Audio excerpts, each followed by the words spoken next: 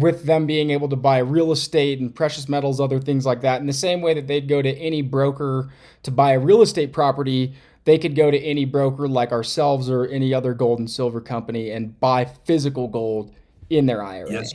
Yes, sir. All right, wonderful. So I'll just go ahead and get things started because you're actively, involved in not just educating people about, financial sovereignty, but also with what you're doing at Battle Bank, allowing people the option in a vehicle that gives them more control and more options. And so while governments around the world are actively stockpiling gold, and there's all this news about silver, there's the BRICS unit that's now backed 40% by gold.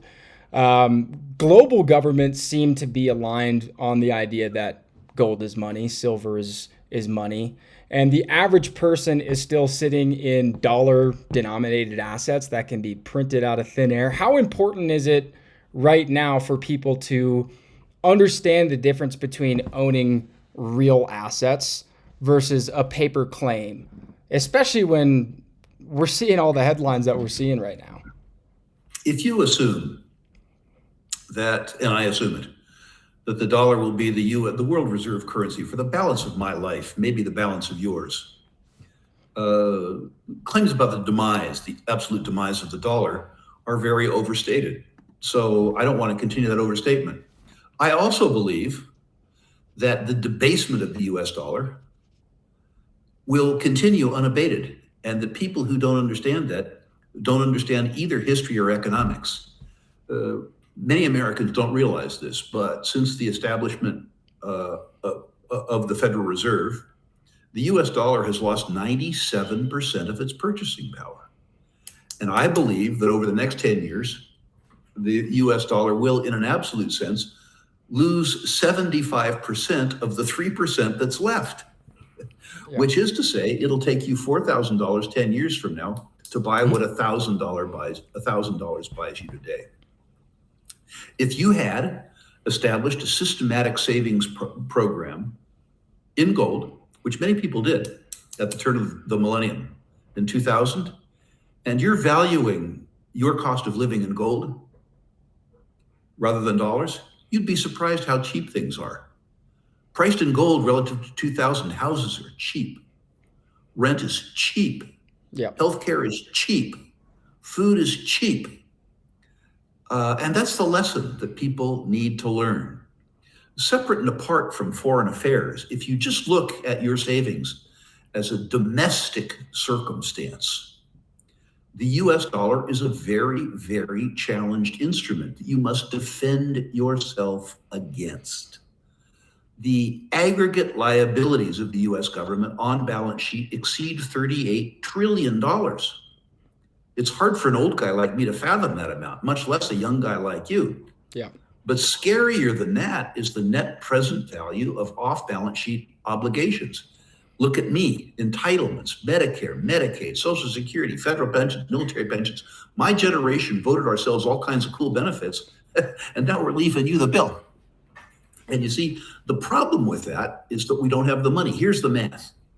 The IRS suggests that the private net worth of American citizens is about $167 trillion. That's what all of us as private citizens are worth, right? So you take that number as a top number, nice big fat number, pretty cool.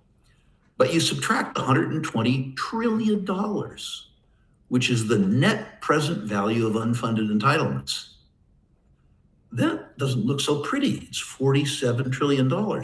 And you take from that the $38 trillion in on-balance sheet liabilities, and it starts to look pretty ugly. It gets worse, though. You see, the on-balance sheet liabilities increase by $2 trillion a year. And the net present value of entitlement underfunding increases by another $2 trillion a year. So the 10 or so trillion dollars that's left over between what we owe and what we have disappears in 3 years. Now, as we just said, and these aren't my numbers, this is a Congressional Budget Office. If the on-balance sheet liabilities and the off-balance sheet liabilities increase by $4 trillion a year, it's important to note that the gross federal revenue, all the money the government takes in, is only $5 trillion. This is an arithmetic trap. It's an ugly trap. If you don't believe that we're going to balance the budget and pay down in debts, if you don't believe that we're going to have a political settlement to entitlements, you don't believe in the maintenance of the purchasing power of the US dollar or in US dollar denominated savings assets. In that case, the asset class, which has defended people from circumstances like this throughout history, is gold and silver. Yeah. And I want to paint that picture for someone because you mentioned everything has gotten cheaper and a lot of people don't understand that. So in 1971, to use that same figure, the average house cost $20,000 and 1,000 ounces of gold. Today, it's $400,000 and less than 130 ounces of gold to buy the same exact thing. So if you saved in the right asset, things have gotten cheaper. If you save in dollars, everything is getting inflated and hyperinflated. The reason and your point is a very good one. It's a longer term measurement, which is usually better. The reason I use 2000 as opposed to 1971 is pre-1971 gold was price controlled. And so you got a fairly immediate bump. And so I didn't want people to accuse me of gaming the numbers. But your point is absolutely correct. Yeah. And, to take it even further with, $1 trillion of debt, one thing that's always stuck with me, I can't remember who I heard it from, but before the US ever hit its first trillion in debt, we went to the moon, built all the highways and the Louisiana Purchase, World War I, World War II, all of them. And we didn't even hit $1 trillion in debt. Now they're printing trillions and it goes nowhere. And that just shows the clear debasement of the dollar. And so I personally myself, I totally agree that the lasting 3% is going to lose another 95%. And at that point, I don't know what they usher us into if we have a new digital dollar. I know we've spoke a little bit privately about central bank digital currencies. There was another thing I just saw from Marjorie Taylor Greene. It was a headline just the other day said that Americans will have to comply or die when it comes to CBDCs, central bank digital currencies. What's your thought on her statement there? Well, certainly the juxtaposition of a central bank digital currency with the social monitoring technology employed by the Chinese is terrifying. Mm-hmm. If they don't like what you say, if they don't like how you act, if they don't like what you do, they can cancel your currency. It's not like they come and take it out of your pocket. They go into a digital wallet and make your money go to money heaven. I don't have any particular interest in my government, who I consider to be my enemy, controlling the compensation that I get from my labor. I have no interest in that whatsoever. I resent taxes enough. The idea that they can decide to cancel my currency. Imagine the acts of the US government historically. Imagine if they decided that they would use that to criminalize marijuana again. Imagine the impact of that on your generation.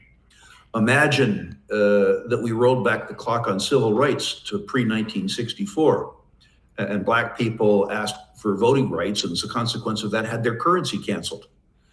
Governments can be very pernicious to the extent that they can act without constraint. It is really, really, really scary. And technologically, they have the capability to do that now, if we let them. The good news, and this is going to make me sound like a real radical, is that according to US government estimates, which may be right, may be wrong, consider the source, there are over 400 million guns in private circulation in the United States. And doing that entails real risk. Yeah. To the extent that they inflate the currency a little bit, to the extent that they artificially lower interest rates, to the extent that they subsidize somebody that you don't like but you don't hate, you don't react violently. To the extent that they come and steal your IRA, to the extent that they come and cancel your currency, when there are 400 million guns in private circulation, entails real risk.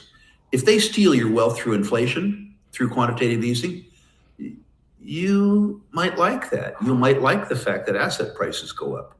But if they come and X you out financially, you aren't going to like that. That might be the thing that pushes you over the edge. And I think they're very cognizant of that. Yeah. Well, one thing's for certain, I don't want anything to do with that digital economy if it does come. And in the meantime, they're still printing trillions of dollars and they're That's right. devaluing the currency. So tell me a little bit more about what Battle Bank is and what you guys are doing that allow clients to, explore other alternatives. Well, the first thing to know about Battle Bank is that this isn't our maiden voyage. We did it before. We built a pretty good sized bank called Everbank. We took it from zero to $28 billion before we sold it.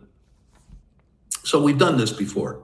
And like Everbank, Battle Bank is a digital bank. We don't have branches, which is a different way of saying that we save 150 basis points or 1.5% in expenses, which we can pass on to our borrowers and pass on to our depositors. This requires some technological sophistication. You have to be able to operate your phone or your computer. If you aren't capable of doing that, you should go somewhere else. In other words, dumb people should go to conventional banks. Smart people should come to Battle Bank. What else do we do?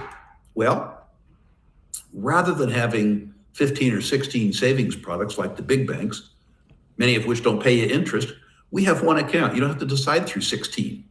And we pay you interest, including interest on your savings. If you're interested in interest, and you ought to be, come to Battle Bank. The second thing, and this should really be of interest to people your age, maybe a little less people my age, but we've rethought IRAs. You see, at Battle Bank, your IRA is actually your IRA. You make the investment decision.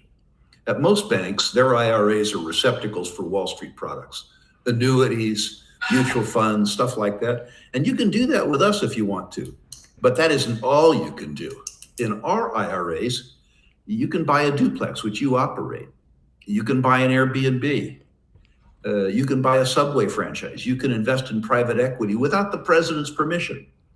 Or you can buy physical gold, silver, or platinum and palladium. Any legal activity you can conduct in your IRA with Battle Bank as a custodian. And we're particularly precious metals friendly because both Frank Trotta, the CEO, and I have been as participants and servants, if you will, of the precious metals community for 50 years. We know these people because we are them. We talk to them. We've served them for a very, very long time. So one thing that Battle Bank will do very differently than other banks is that we will establish for you a metals equity line of credit secured by your physical gold, silver, platinum, and palladium. By the way, I'm not talking about the stuff you have buried in the backyard, that midnight gardening gold. This has to be gold or silver that you have stored in Brinks.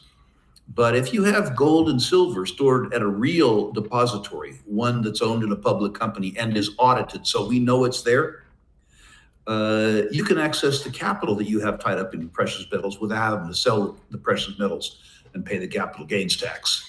Now, other banks will do this. JP Morgan Chase will do it for a minimum of $10 million. Battle Bank will do it. They'll establish a credit line against $100,000 worth of physical gold or silver. The only bank, to my knowledge, that makes retail gold and silver credit lines affordable. By the way, at Battle Bank, too, in terms of fiat currencies, you will be able to save and earn interest on 20 different currencies, not just the US dollar. So if you're a person that, as an example, is a first generation American, let's say you're from Hong Kong or Canada or Australia or Switzerland, you'll be able to save in both US dollars and your domestic currency in one bank. You'll be able to currency transfers between those accounts very, very cheaply. And that physical gold and silver has to be stored at Brinks. We imagine that we'll be able to add Loomis, but it's important to us that the depository of that gold and silver be in a public company so that we can maintain knowledge of the capital adequacy of the storage facility. I'm old enough to remember in the decade of the 70s when people who didn't trust the government trusted their gold and silver to repositories that went broke or repositories that stole their money. Yeah. I don't want that. I want to know that the repository of your gold and my collateral is in safe hands. Yeah. And that it's not leveraged or being, Correct. lent against, and it's actually there. Yeah. Yep. So there's a number of different custodians, or rather depositories, like Brinks and some of the DDSC depositories that are non-leveraged. And a lot of our clients choose to store their metals there. So Rick Rule, ladies and gentlemen, thanks again for coming on and breaking this all down for us. For people who are watching and they want to go deeper into your research or learn more about Battle Bank and your work, where's the best place for them to follow you? Let's do BattleBank first, battlebank.com. If you're Okay. interested in better banking, if you're interested in interest, go to battlebank.com. If you're interested in me and natural resources, if you like what I have to say, or even if you're just curious, you can personalize it. Go to my website, Rule Investment Media, specifically rankings at Rule Investment Media. List your natural resource stocks, and for free, that's a good price. I'll rank them 1 to 10, 1 being best, 10 being worst, and I'll comment on issues where I think my comments might have value.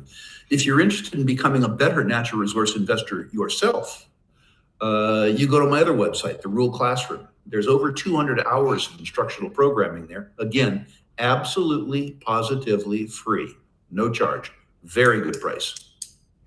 Well, cool. And for anyone watching who has questions about physical gold and silver, how you could make a cash purchase or purchase the physical bullion inside your IRA, like with Battle Bank, you can give myself or my team a call at 888-390-2522. Rick, thanks again for being here. Pleasure. Thank you. Good luck with your venture.